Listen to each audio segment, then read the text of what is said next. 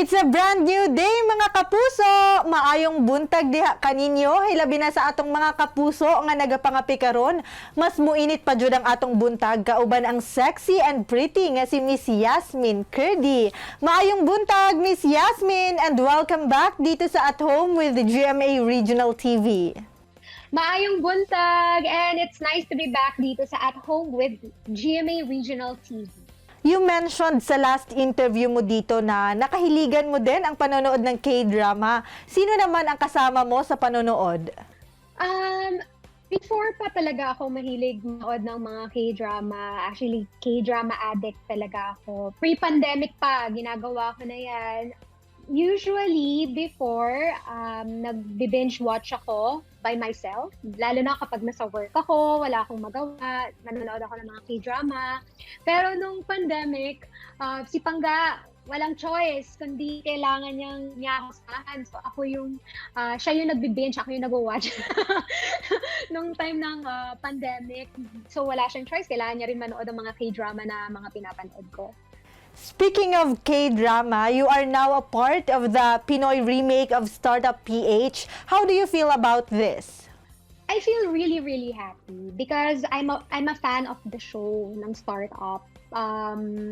Ito yung isa sa mga favorite K-drama series ko during the pandemic, nung lumabas siya, yung mga inaabangan ko. Kaya nung inoffer sa akin yung show, dahil alam ko yung character ko na si MJ, talagang kinuha ko siya and I felt really excited na kunin yung role bilang si Ina Diaz. Kakaiba rin siya kasi it's my first time na mag-portray ng role na Philippine adaptation from a Korean drama. How was it working with Alden, Bea, Jeric, Miss Gina, and the rest of the cast?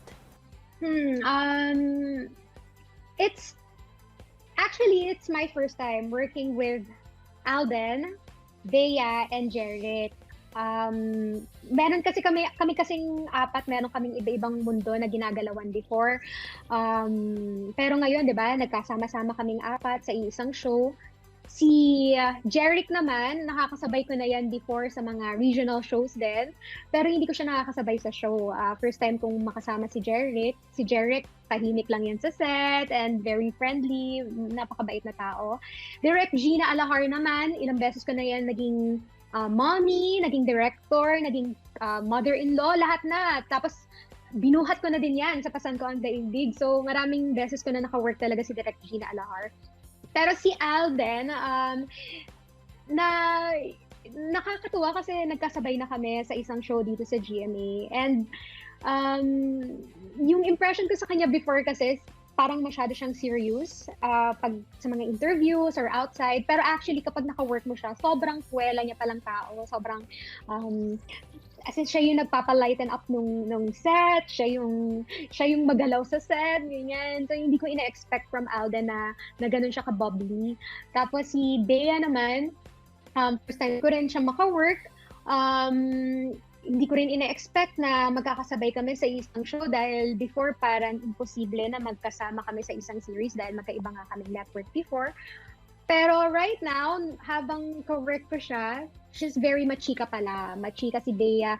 Kung siguro hindi kami nag-taping siguro at nag-chichikahan kami, so abutin kami ng madaling araw sa kakakwentuhan ng kung ano-ano tungkol sa buhay. Marami mga bagay, ganun. So, may iba kaming personalities and ang maganda kasi nagkasama-sama kami sa iisang project. Anong preparations ang ginawa mo in portraying your role? Nag-fresh. Nagpa-fresh, ayun. Kasi